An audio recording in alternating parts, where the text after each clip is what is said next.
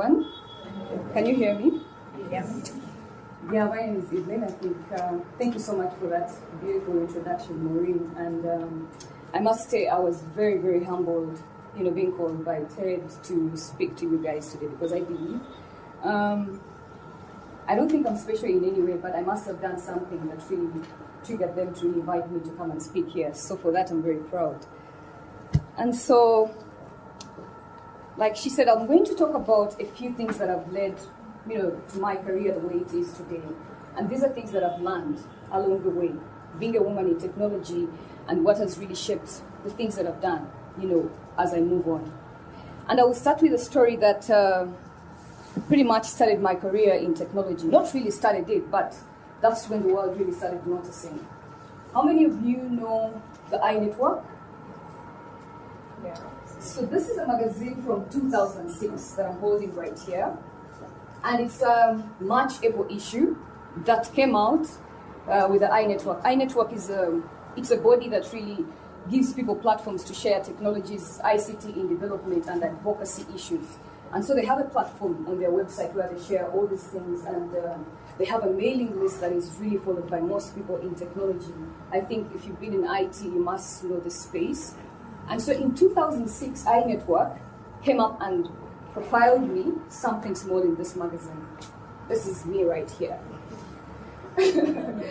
And so the very important thing that I just want to show you, and which really made a very huge buzz, was they wrote about Linux Chicks Uganda, chapter is born, and then there was a caption of me there, and they said, Linux Chicks boss, Namara.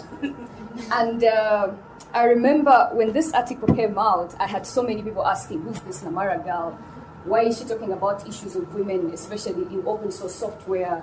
And because for me, I thought as a woman in tech, I'd gone through so many different things, especially in my career, to see that we had few women in technology, and I had a role there to really try and empower women, because that's where my passion lies. So from the beginning of this story, it really profiles what my passion was, and that is women in technology. And so for 1 month, there's a mailing list called Linux User Group.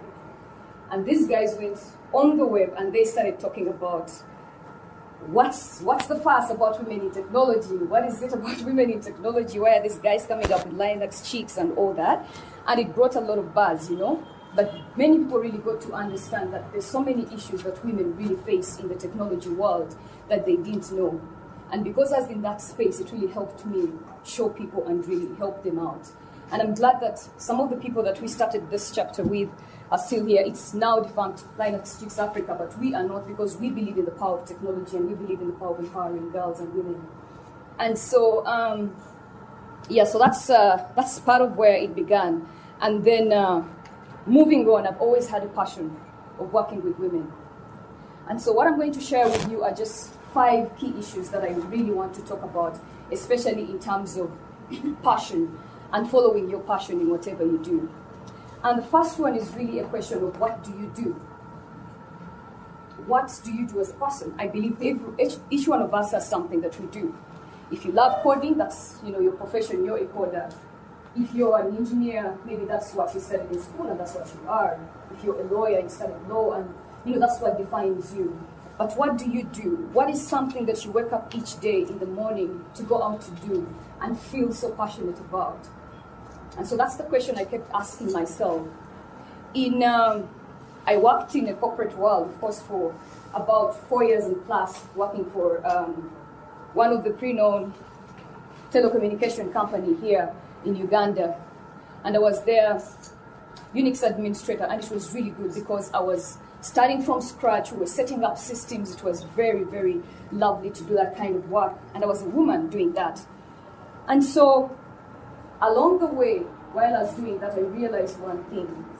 I love to self-evaluate myself. I don't know if you love to evaluate yourself as a person, but I do it a lot because it helps me realize what I want to be. And so for the 4 years that I was there, I was really happy because I was doing something that I'm passionate, that I loved. It was technology and everything. But there was something missing. Towards the end of the 4 years in this place, I was feeling a little bit stale. And I was looking at myself, and I want to be somewhere. If I look at the evaluation of who I want to be as a person, as Evelyn. I want to be a leader. I want to inspire women out there. I want to really be out there and be bigger than I am. But what you get when you're working with like a corporate, I'm not saying working with a corporate is bad, by the way. I'm just saying you have to balance and see what you want as a person and what that really means to you. And moving forward, what choices do you make? And so I made a choice at around the fourth year and said, you know what, I've been here, done this, it's beautiful, but I no longer feel I have so much to do in this place. Not because I was bored or something, but I was doing stuff and I was looking at myself, 5 years from now, where do I want to be? Is this the space that I want to be in? I thought I had a bigger role of inspiring, especially women and girls out there. And I thought there was a bigger avenue for me to do that, especially stepping into a leadership role and, you know, just being out there and doing what I love to do.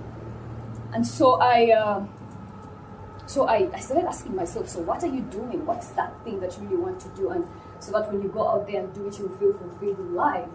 And so that's when I decided, you know, that was it for me. And I moved on, you know, trying to search in my life, what is it that I really wanted to do? And so many people, you know how you have so many advisors in your life that keep saying, oh my goodness, how could you do that? Like, how could you leave corporate? How can you go and start working with grassroots women? Because everyone wants to be an advisor of your life. But at the end of the day, I think it's about you and what you feel that you want to do and how that will make a difference in the wider, you know, world that we live in. And so just look through yourself and see what is that thing that when you wake up every morning, you feel passionate about. And when you think about it, your heart really, you know, like goes up there. And the reason I'm saying that I love Twitter and I'm always like on my timeline looking. Every Monday morning, if you look at your Twitter feeds and you look at what people tweet about, if it's Monday, it's always like a great day. You find guys saying, oh my gosh, it's Monday again. I can't wait for Friday. It's Monday and they're already thinking about Friday. And you realize that so many people are doing things because they just have to do them, but it's not something that really speaks to them. You just have to do it maybe because it pays your bill, but that's something that really would make sense to you, but you're not doing. And it's always in our face, but you just don't realize it.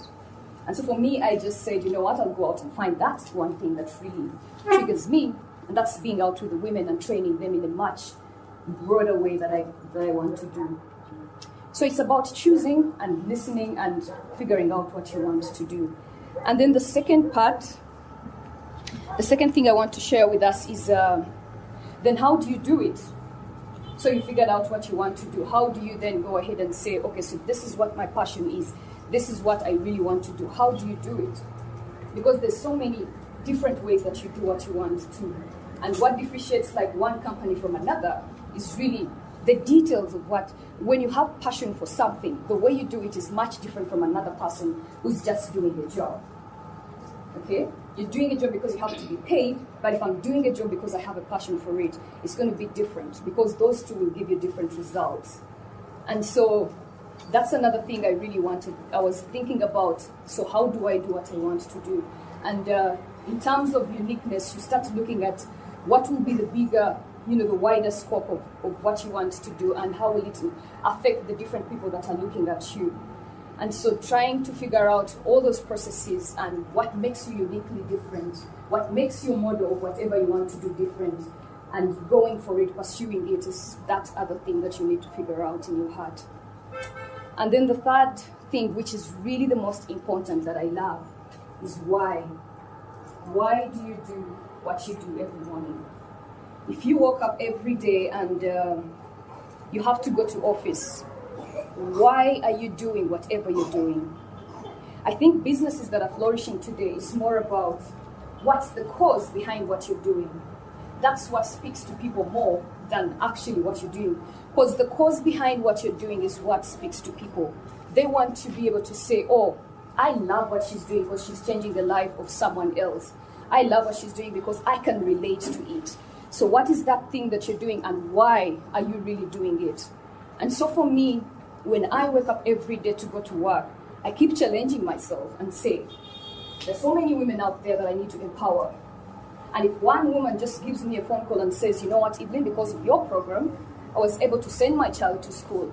Just one woman telling me her testimony about her life, that is exactly what would make me happy that day. And so if you wake up to work and day in, day out, you really have nothing in your life that keeps you going, then you really have to evaluate and see if what you're doing is really your passion or you're just doing it because you have to do it. And at the end of the day, whether you're working for someone else or you're doing your own business, there's always one principle. You're still going to put in a lot of time doing both works. Would you rather put in lots of work doing something that you're not passionate about, or would you rather put in all that time doing something that you're passionate about? You just have one life to live, and I think it's very important for us to really look at our choices in life and then use them properly. And the fourth thing is really fascination. What fascinates you as a person? These days when people are hiring people in maybe companies, or if you're looking for your own identity or something, people are fascinated about your personality. People don't hire what you do anymore. You know, I have two people on an interview panel, and you're telling me how much you can do, and yet someone else is really taking me through the process of what they can do to get to the answer. 1 + 1 might be 2 to you, but she might show me exactly how she's going to go out and get to the 2. That is what really matters. So every one of us has a different character, and what makes you unique is the person that you are. And that is what people really want to see, your personality and what you bring to the table. When I saw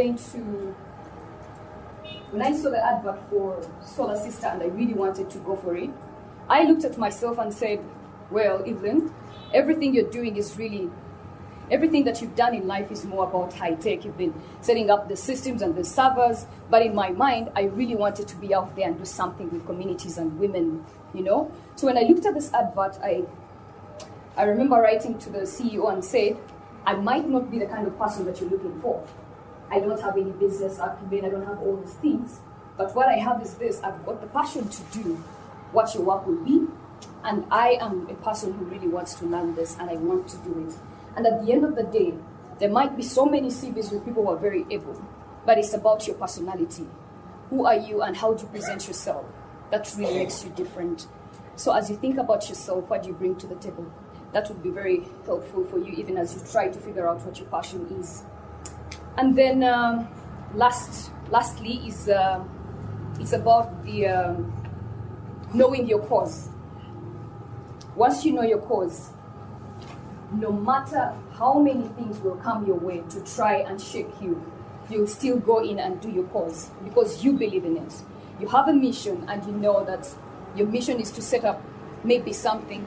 No matter what everyone says, if you believe in your mission, you're going to go for it. Why? Because you're passionate about it, number one. And number two, you live and breathe it because you believe in it. Just having one person, just having two people giving you a testimony saying it works will keep you doing what you do. So for me, people ask me, why did you choose to leave technology? Why did you choose to go into entrepreneurship? I tell them I did not leave technology. Technology will always be a part of me. I just shifted my goalposts to include technology to help me to do what I'm more passionate about. And what I'm more passionate about is working with women. I still work with women, and I still help them do technologies. So I did not shift in any way. You can wake me up at midnight, and I'll still set up a server for you that I would have set up 2 years back. That is part of me. It will never change. But I'm using my technologies in a small way that I can to really empower the people out there. And I hope today you'll be inspired to also follow your passion and do the things that you love to do. Thank you so much.